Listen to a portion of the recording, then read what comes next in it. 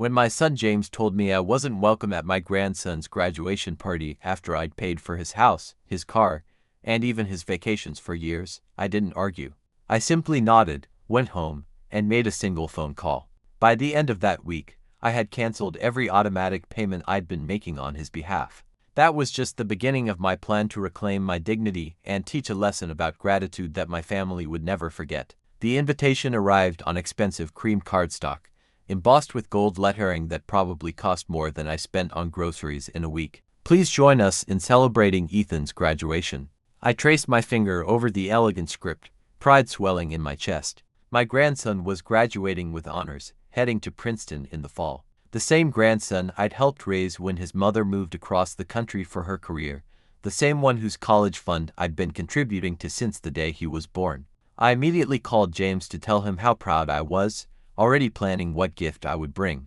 "Dad, about the party," James said, his voice taking on that particular tone he used when he was about to deliver bad news. "We're keeping it small. Just immediate family and a few close friends." "Of course," I replied, opening my calendar to mark the date. "I've already cleared my schedule. Would you like me to bring anything? I could pick up those imported beers Ethan likes." A pause stretched across the line, uncomfortable and telling.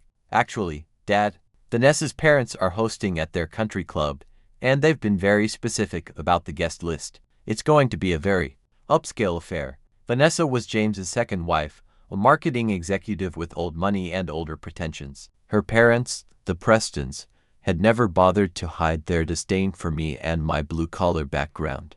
"I don't understand," I said slowly. "Are you saying I'm not invited to my own grandson's graduation party?"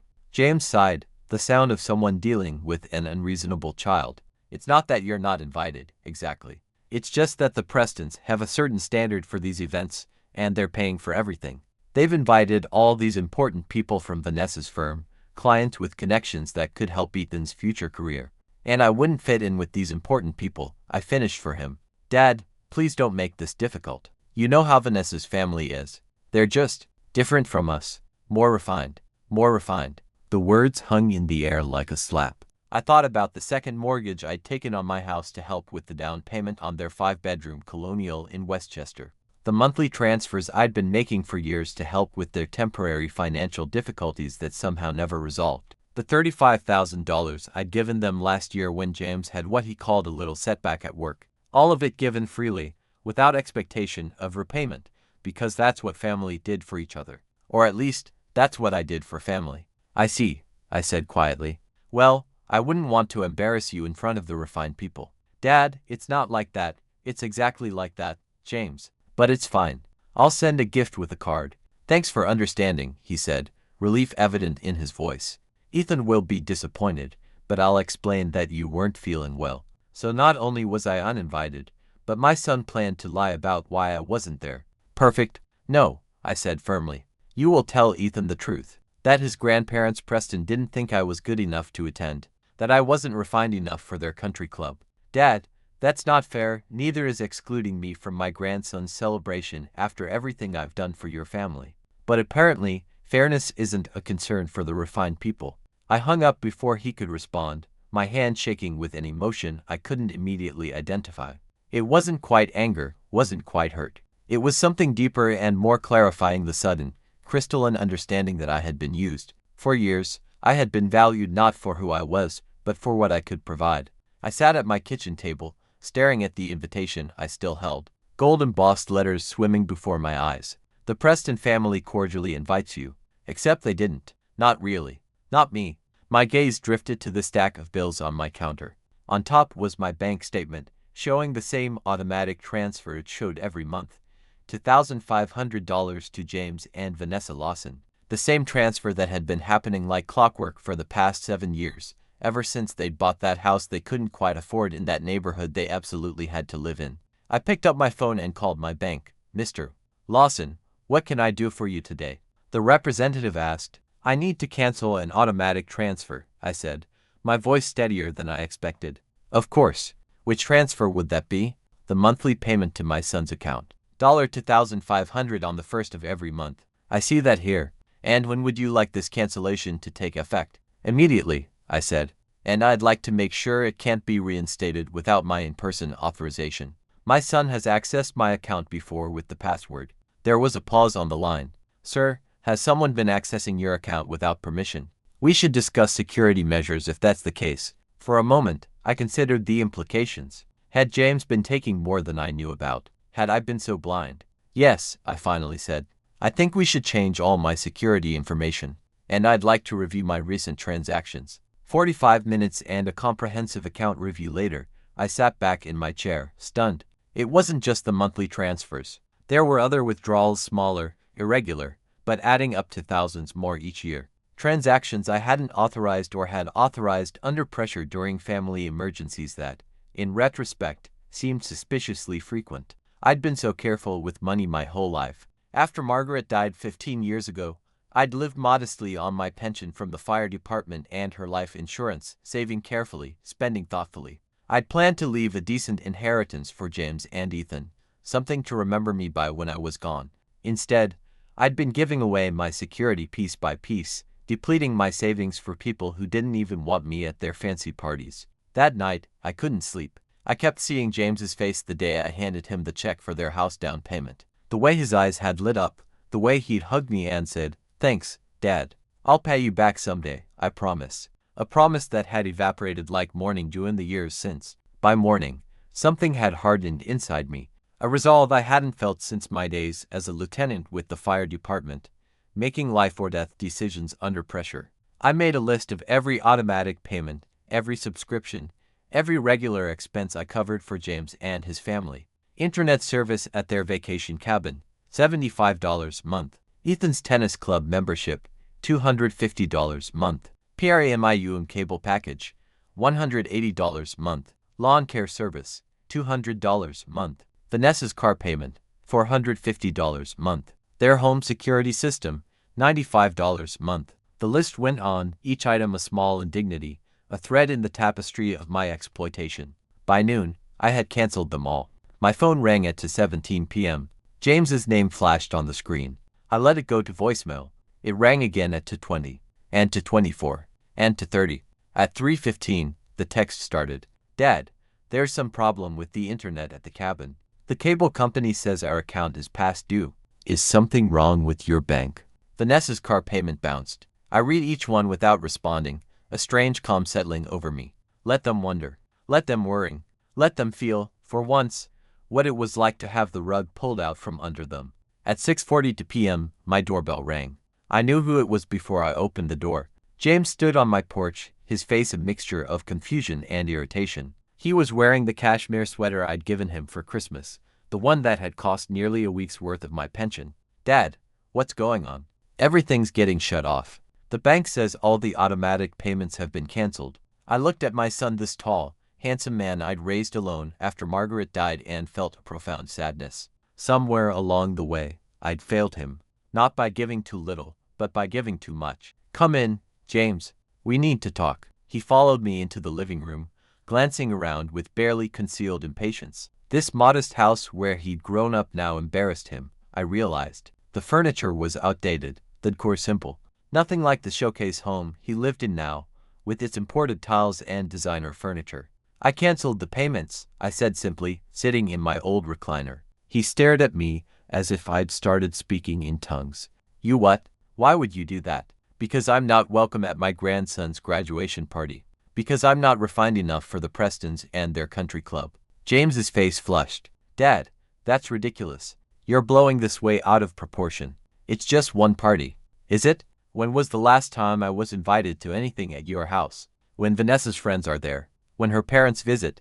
When was the last time you weren't embarrassed to introduce me as your father?" He had the grace to look away, unable to meet my eyes. "That's what I thought," I continued.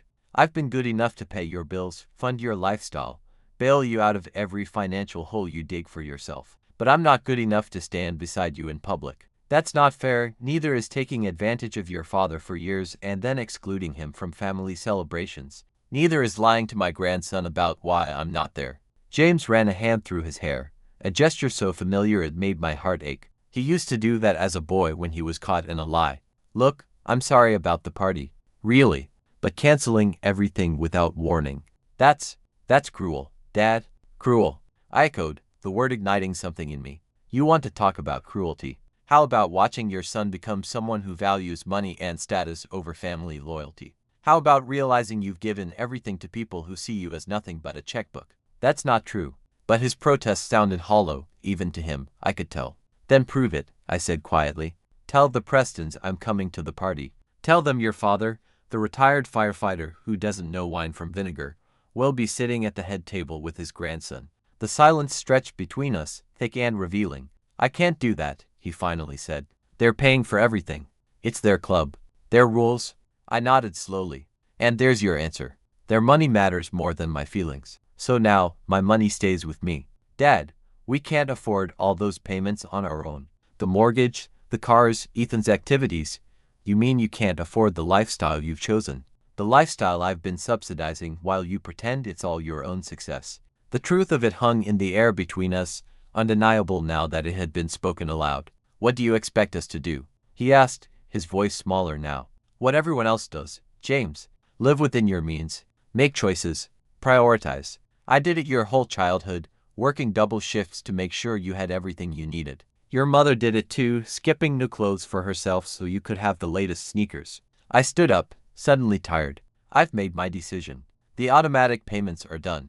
If you need financial help in the future, we can discuss it, but it will be a discussion between equals, not a given, and it will come with the acknowledgement that family means more than just financial support. It means respect. He left soon after, promises to figure something out about the party hanging in the air like smoke. I didn't believe him. The patterns were too entrenched, the values too skewed. That night, I slept better than I had in years, the weight of resentment and obligation finally lifted from my chest. The next morning, my phone rang early. It was Ethan. Grandpa, what's going on? Dad and Vanessa were fighting all night about money, and Dad said something about you not coming to my graduation party. My heart squeezed at the confusion in his voice. Ethan, at least, had always seemed immune to the materialistic values that had corrupted his father. He still called regularly, still wanted to hear my old firefighting stories, still treated me like I mattered. Your dad didn't tell you the whole story, buddy, I said gently. The Prestons are hosting your party at their country club, and they didn't think I'd fit in with their crowd. That's insane. It's my graduation party. I want you there. I appreciate that, but it's their club, their rules. That's what your dad said. The line went quiet for a moment. That's messed up, Grandpa. Really messed up. Life gets complicated sometimes, Ethan. People make choices about what and who they value. Well, I value you. And if you're not welcome at my party, then I don't want to be there either. I smiled at his youthful idealism, his uncorrupted sense of justice. Don't do anything rash, Ethan. This is a celebration of your achievements. You deserve to enjoy it. Not if it means excluding the person who helped me achieve it. You're the one who sat with me every night in middle school when I was struggling with math. You're the one who taught me how to apply for scholarships. Dad was always too busy with work. The irony wasn't lost on me. All those evenings helping Ethan with homework, all those weekends taking him to museums and libraries, I'd done it because James and Vanessa were building their careers, focusing on the material success that would eventually make them to refine for my company. I appreciate that, buddy. More than you know. I'm going to talk to Dad. This isn't right. After we hung up, I puttered around the house, tackling small repairs I'd been putting off. Fixed the leaky faucet in the bathroom, oiled the squeaky hinge on the back door. Small, solvable problems with concrete solutions so unlike the mess I'd made of my relationship with my son. 2 days passed with no word from James. Then 3. Then a week. I began to wonder if this was it, if the money had been the only thing tethering us together, and without it, we would simply drift apart like strangers. The thought brought an ache to my chest that no amount of righteous indignation could soothe. Then, on the 10th day, my doorbell rang again. James stood on the porch, but not alone. Ethan was with him, both of them dressed casually in jeans and t-shirts. Dad, James began, his voice thick with something I couldn't quite identify. Can we come in? I stepped aside, noting the dark circles under my son's eyes, the tension in his shoulders. Grandpa, Ethan stepped forward and wrapped me in a hug. I missed you.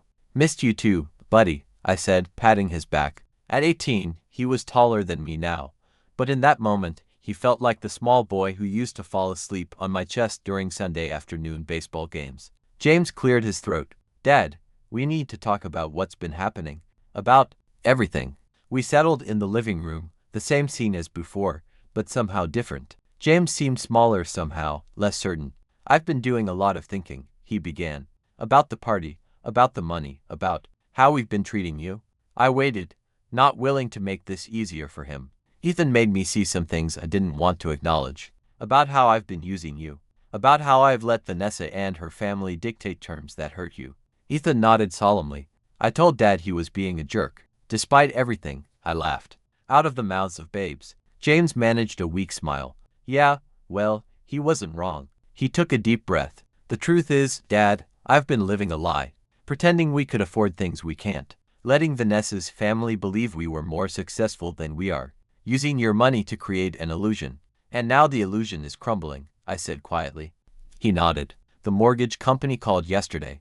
We're behind on payments without your help. The car might be repossessed next week. Vanessa's furious. Her parents are disappointed. And what does that disappointment look like? I asked, genuinely curious. James laughed bitterly. Like I've confirmed everything they always suspected, that I wasn't good enough for their daughter. That I couldn't provide the lifestyle she deserved. That sounds familiar, I observed. He had the grace to look ashamed. I see that now. I did to you exactly what they did to me. I'm so sorry, Dad. The apology hung in the air, sincere but incomplete. What happens now? I asked. Honestly, I don't know. We might lose the house. Vanessa's talking about moving in with her parents until we sort things out, and the graduation party. James and Ethan exchanged glances. That's actually why we're here, Ethan said. I told the Prestons I didn't want a party at their club if my grandfather wasn't welcome. I told them I'd rather have burgers in your backyard with you than filet mignon with people who judge my family. Something warm unfurled in my chest, pride, love, vindication all mixed together. So what's the plan now? I asked. That's up to you, Dad, James said softly. I don't have any right to ask for your help anymore. Not after how I've treated you.